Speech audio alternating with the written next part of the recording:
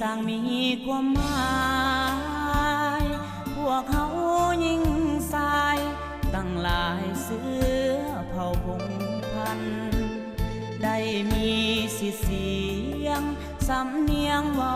เท่าเทียมกันภายใต้การนำพักนั้นสามัคคีกันร่วมแห่งร่วมใจทุกชนเผ่าใดมีความสามัคคีตั้งหลาย10 ปีเฮาถูกสงครามทำลายย้อนอยู่อ้อมแขน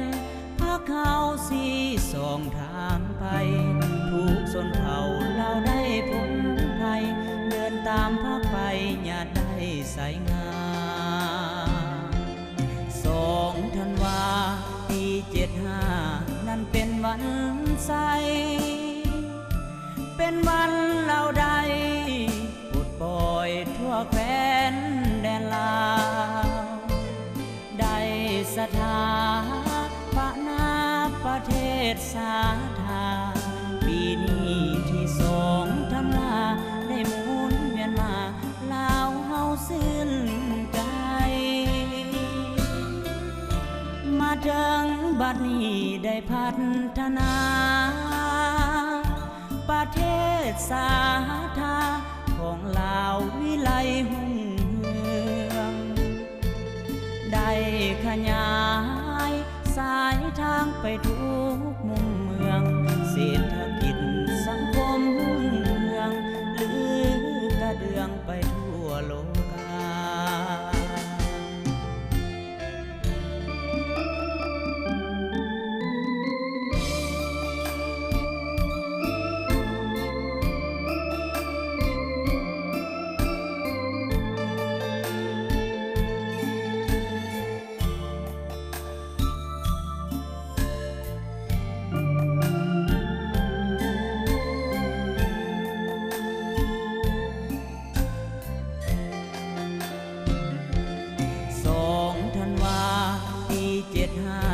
นั่นเป็นวัน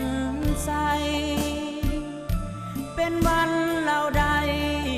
ปลดปล่อยทั่วแคว้นแดนลาวได้สถาปนา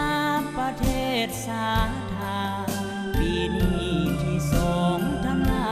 ได้หมุนเวียนมาลาวเฮาสิ้นใจมาถึงบัดนี้ได้พัฒนาประเทศสาธาของลาววิไลหุ่งเรืองได้ขยายสายทางไปทุ